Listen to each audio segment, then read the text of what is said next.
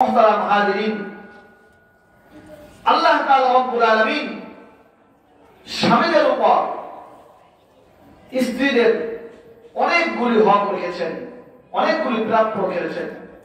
স্ত্রীদের 8টি হক রয়েছে। মোটামুটি ভাবে 8টির মধ্যে আলোচনা চলে আসবে ইনশাআল্লাহ তাআলা।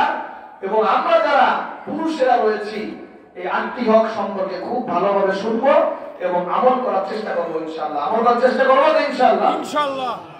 মুহতারাম হাজিরিন, স্ত্রীর 1 নম্বর হক, স্বামীর নিকট স্ত্রীর 1 নম্বর হক হলো বিবাহের পূর্বে মোহর ধার্য করা। বিবাহের পূর্বে কি দেন মোহর ধার্য করা। এই হক কে দিয়েছেন বলেন? আল্লাহ। কে দিয়েছেন বলেন? আল্লাহ। আল্লাহ।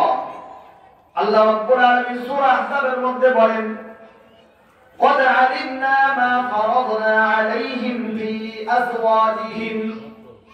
আল্লাহ পাক বলেন, মুসলমান পুরুষেরা শোনো, তোমাদের জন্য স্ত্রীদের মহারানা আদায় করা তোমাদের উপর আমি ফরজ করে দিয়েছি। বলুন না সুবহানাল্লাহ। তাহলে আমরা বুঝতে পারলাম সর্বপ্রথম স্ত্রীদের হক স্বামীর কাছে সর্বপ্রথম মহারানা বিবাহের পূর্বে ধার্য করা। 2 নম্বর হক স্বামীর উপর স্ত্রীর, স্বামীর নিকট স্ত্রীর 2 নম্বর হক হলো বিবাহের সাথে সাথে এই মহারানাকে আদায় করে দেওয়া। বিবাহের সাথে সাথে মহারানাকে আদায় করে দেওয়া। এখন যদি আমি প্রশ্ন করি, আমার সামনে অনেক হাজী সাহেব রয়েছেন, আমার সামনে অনেক 5 ওয়াক্ত নামাজি মুসল্লি রয়েছেন, দাড়ি পাকা মুসল্লি রয়েছেন, অনেক বিবাহিত পুরুষ রয়েছেন। আমি যদি এখন প্রশ্ন করি যে কে কে স্ত্রীর দেন মোহর আদায় করে দিয়েছেন, খুব কম লোক পাওয়া যাবে। ঠিক কিনা বলেন? ঠিক কিনা বলেন? ঠিক।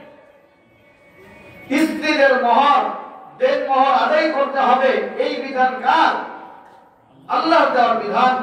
আল্লাহ তাআলা বলেন, ওয়াতুন নিসাআ সাদাকাতিহিন্না নিহলা, যে হে পুরুষেরা স্ত্রীদের মোহর আদায় করে দেওয়া এটা তোমাদের উপর ফরজ করে দিয়েছি আমি, খুশি খুশি ভাবে আদায় করে দাও। দিয়েছেন আপনারা আদায় করে? কেউ কেউ দিয়েছেন, কিন্তু বর্তমান সমাজে অধিকাংশ লোক দেন মোহর আদায় করে না, আমাদের জানা আছে। ঠিক কিনা বলেন? ঠিক।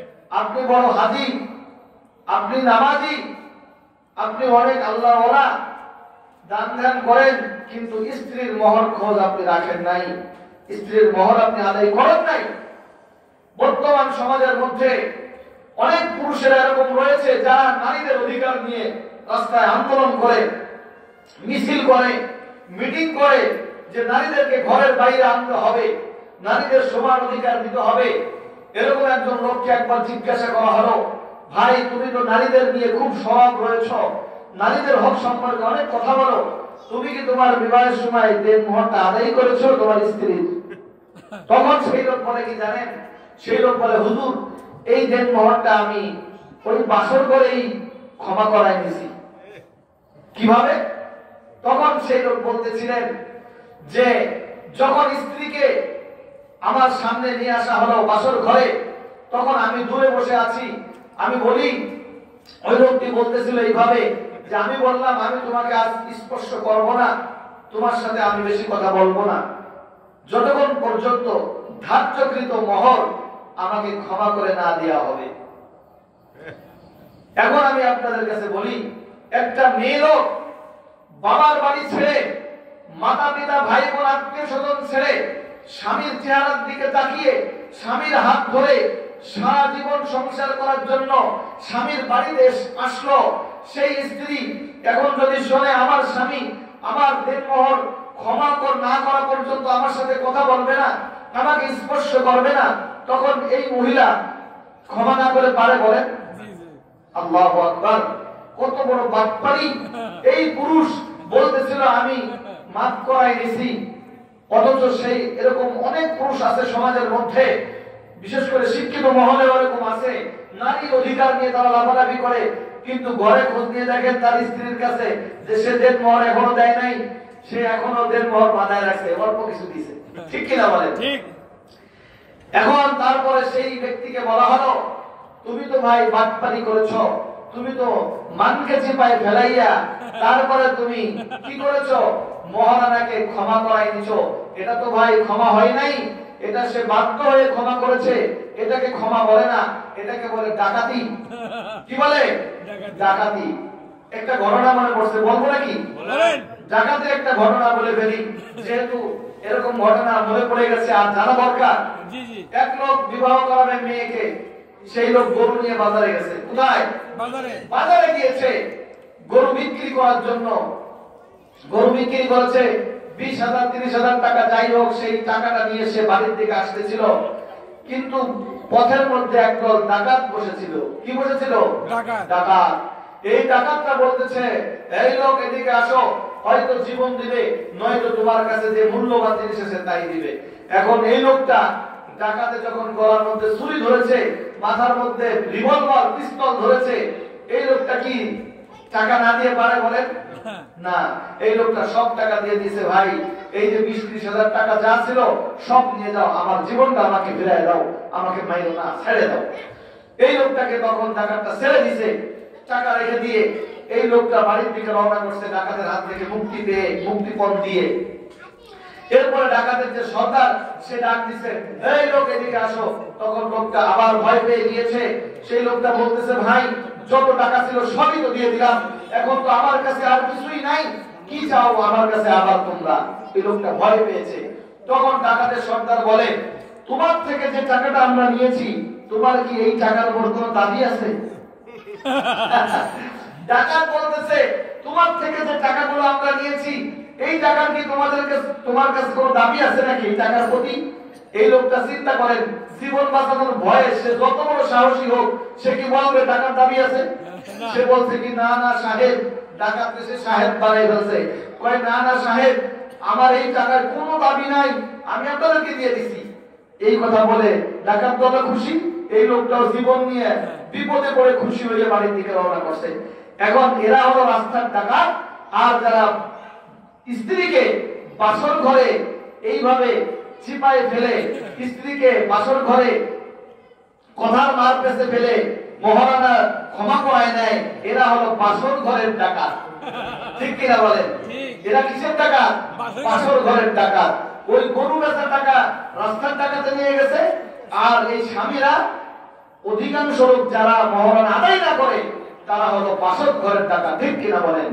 এজন্য নারীদের অধিকার আল্লাহ তাআলা দিয়েছেন। কে দিয়েছেন বলেন? আল্লাহ তাআলা। আপনি যদি মোহরের টাকা আদায় না করেন, কাল কিয়ামতের ময়দানে বান্দার হক নষ্ট করার যে সিরিয়াল থাকবে জাহান্নামে যাওয়ার জন্য, সেই সিরিয়ালের মধ্যে আপনি অন্তর্ভুক্ত হয়ে যাবেন। বলুন না নাউযুবিল্লাহ। নাউযুবিল্লাহ।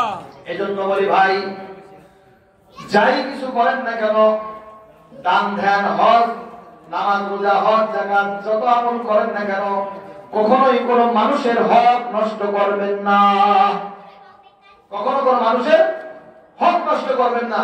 হতে পারে মাতা পিতা, হতে পারে স্ত্রী সন্তান, হতে পারে ভাই বোন, যাদের সাথে ওঠা বসা করেন না কেন, প্রতিবেশী, কোন মানুষের হক নষ্ট করবেন না। যদি হক নষ্ট করেন, সর্বনাশ হয়ে যাবে কিয়ামতের ময়দানে।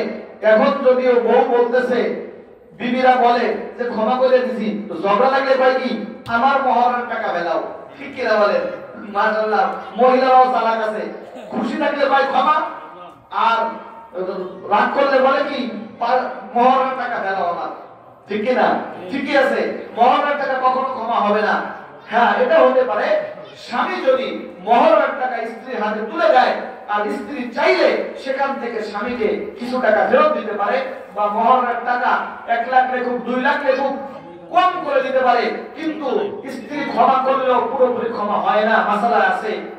এরপরেও যদি কোন পুরুষেরা এরকম থাকে যে আমি তো ভুল করে স্ত্রীর মহর আদায় করতে পারি নাই, এরকম আছে না? আছে। স্ত্রীর মহর আদায় করতে পারি নাই, আমার এখন কি হবে? তার জন্য সমাধান হলো, ভাই বা বাবা, আপনাদের কাছে রিকোয়েস্ট করে বলি, মানুষের হক নষ্ট করলে যেই গুনাহ, স্ত্রীর হক নষ্ট করলে একই গুনাহ, আরো বেশি গুনাহ। আপনি তার পাক খাইতেছেন, তার খেদমত দিতেছেন, কিন্তু তাকে আপনি মেইন জায়গায় ঠকাই দিয়েছেন। এই ঠকানোতে আপনি আল্লাহর কাছে নিজে ঠকে গেছেন, আপনি জিততে পারেন নাই। স্ত্রী যদি ক্ষমা না করে কিয়ামতের ময়দানে আপনি আটকে যাবেন। এখন সবাইকে আটকে যেতে রাজি আছেন নাকি? না, তাহলে কি করতে হবে? স্ত্রীদের মোহর আদায় করে দিতে হবে। হয়তো অলংকার কিনে দেন, নয়তো জমা জমি তার নামে দিয়ে দেন, অথবা ক্ষমা চাইয়ে নেন। ক্ষমা চাইয়ে নেন যে আমার কাছে এক সময় টাকা ছিল, এখন নাই, আমি দরিদ্র হয়ে গিয়েছি, আমাকে ক্ষমা করে দাও। প্রয়োজন হয় পাও ধরে মাপ চাইবেন। কারণ কি? বান্দার হক নষ্ট করলে আল্লাহ মাফ করবেন না যতক্ষণ পর্যন্ত আপনার স্ত্রী আপনাকে মাফ না করবে। ঠিক কিনা বলেন? এজন্য আমরা মহরণ আদায় করবো কিনা বলেন? ইনশাআল্লাহ প্রত্যেকেই আমরা মহরণ আদায় করবো। এটা হলো স্ত্রীর 2 নম্বর হক।